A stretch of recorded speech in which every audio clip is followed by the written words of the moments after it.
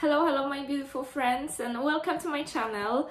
I just created a lecture for my students in the new You Coaching Academy, and I thought I'm gonna share actually some of the things I've said on that lecture, because I think you're gonna find it super helpful.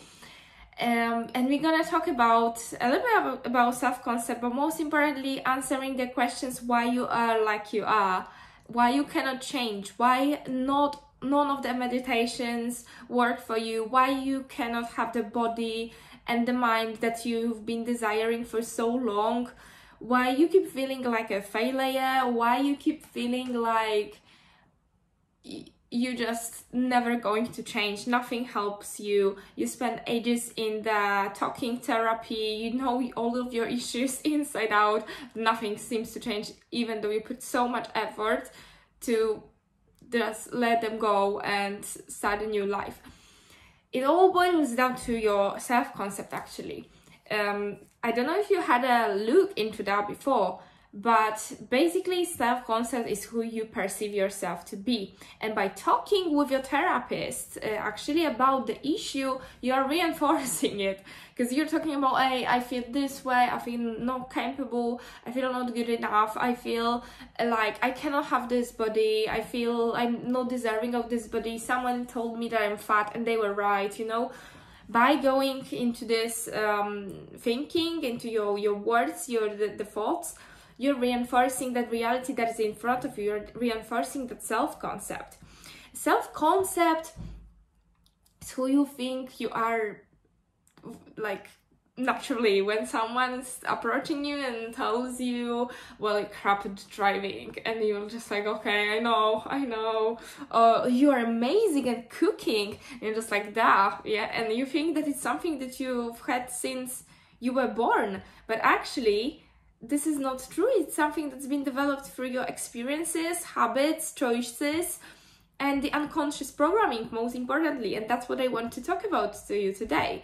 So when you were a child, that's when the origins of your self-concept.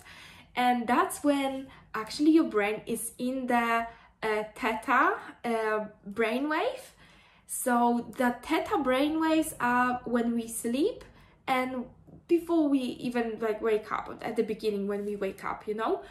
And this is very relaxed and impressionable state, meaning that we are very open to suggestions. So whatever someone tells us, we believe it, and that's what you were when you were a child. So that's why people who grown up in abusive environment then experience mental issues and problems that do not allow them to function properly in the social settings. But they can absolutely reverse that. There's a lot of people that completely change their life, and that is through that self-concept.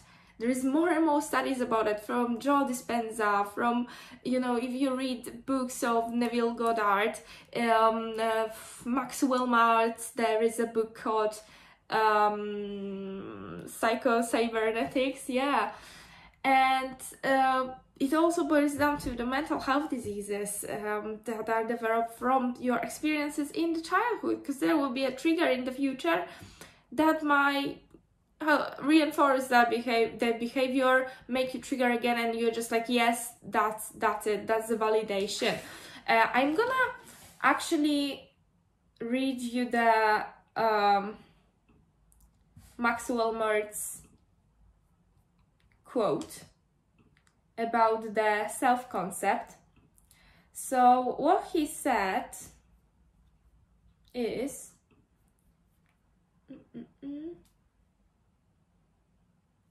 the man who conceives themselves to be a failure type of person will always somehow find the way to fail, in spite of all his good intentions or his willpower, even if the opportunity is literally dumped on his lap. So honestly, you have abundance of opportunities, but if you perceive yourself as a failure, you're going to do anything you can to fail, even unconsciously. You just don't know, and you just in such a conflict with yourself, you cannot do anything. That's quite interesting. And yeah, but it's all to be able to change, you know, and the person who perceives themselves to be a victim of injustice will always find a way to suffer and will find the circumstances to verify this opinion. So you are always seeking for validation all the time, you know, whether it's good or bad.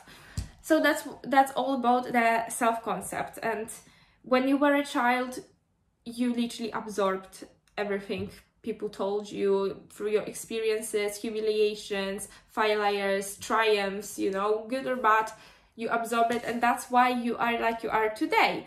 But you can change it if you become conscious of it, you know. Most of the people remain unconscious and they just think for the rest of their life that they are like you are, they can never change.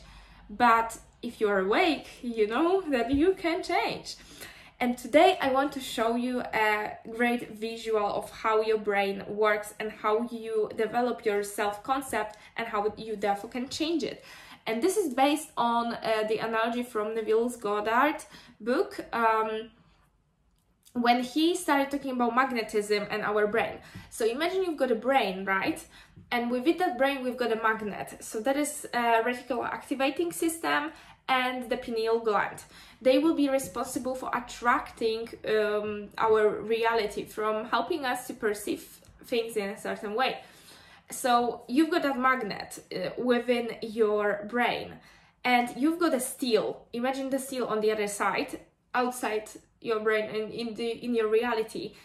That steel is going to be attracted to the magnet, and it's going to create some sort of shape depending on the positioning of the magnet. So, right, when you are a child, someone set that magnet for you. You know, your parents, your experiences, triumphs, failures, anything. This is what sets the magnet. This is your perception of your current life. This is your circumstances. And now, what most people try to do, instead of changing the angle of the positioning of the magnet that will automatically change the arrangement of the steel, they actually do the opposite. You try to seek things outside yourself, like new diets, the new cars, new people that will make you happy, that will make you abundant. But you never change that magnet. It's still in the same place. It's so hard. And that steel that you're trying to move, it's always going to come back to the same arrangement the moment you let go, you know. So that's why people relapse. That's why people cannot quit alcohol, cannot quit smoking, cannot drop the weight and sustain it, because it's in conflict with their internal identity that they might not even be aware of. So it's kind of not their fault that you know, they are like they are. But all of us have a conscious choice and willpower to change, and it's only on you to decide if you want to put the work in, put the inner work in, and really in like the matter of 12 weeks drastically change your life and become the new you, literally. Yeah, so what you should do instead, you need to put that effort away, and you need to project your inner insights, what's inside of you, outside to your reality. So change your thoughts, change the words you speak, change the magnet is the imagination, what you envision in your mind. That's how you change the positioning of that magnet, and that's how you create different arrangements outside your reality. Your reality already exists, the one that you want to create. You just need to put the work in, stop feeling that resistance, you know. And this can be achieved through all sorts of different ways that I offer on my coaching. This is the first thing I talk about. Self-concept is so important. Because you don't know that you need to change your self-concept, you will relapse. And what's the point of you coaching someone when they're going to relapse? Come on, like, I want my program for people to be the only program they take and they just fix, set to go for life in any endeavor, business, relationships, and fitness, body, mind, and spirit. So that's how you change the self-concept through the unconscious programming. So hypnosis, meditations, Reiki, any clearing of the blocks from the spiritual bodies, because sometimes, you know, for me, I had that problem. I felt such a resistance during hypnosis until I did Reiki. Well, someone did Reiki on me, actually.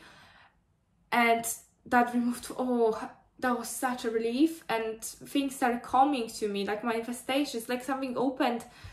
Yeah, that was just miraculous. So it's very important to combine all of those practices. And then once you set your mind right, I give you the tools to actually make your dreams come true. So like act as if, you know, it's not only about envisioning things, you actually need to do the work. So I give you the tools, not only imagination, but also the tools, the nutrition, the fitness coaching, everything for you to achieve success in your body, mind and spirit. I become a successful CEO. Yes, so I'm super excited for my new students and for you guys. I hope that you found this video helpful, and that you're going to keep watching, keep following my channel, because I'm going to be dropping some very helpful content with some meditations, Reiki shares, and very much holistic approach to beautiful well-being, harmonious, peaceful and successful spirit for online entrepreneurs. Health and wellness of online entrepreneurs. It's very important that we all feel abundant, we all feel healthy, because only this way we can serve our clients best, right? You are your best asset, remember that. And subscribe, like and comment, and see you next time. Bye bye.